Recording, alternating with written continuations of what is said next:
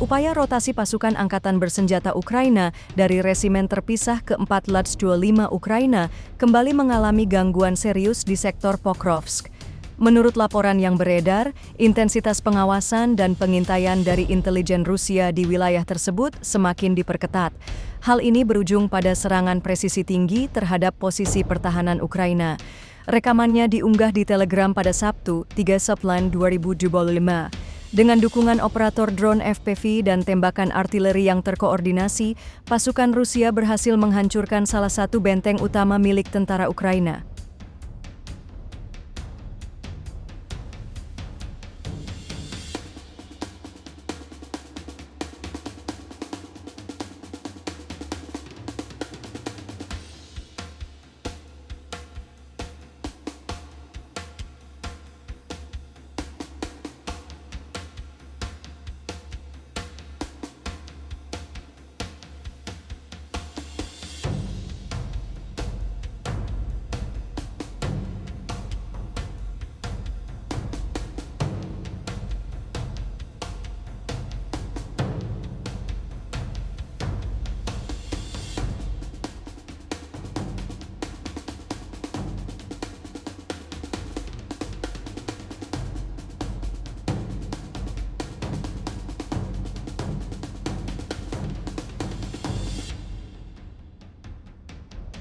Download Tribun X sekarang, menghadirkan lokal menjadi Indonesia.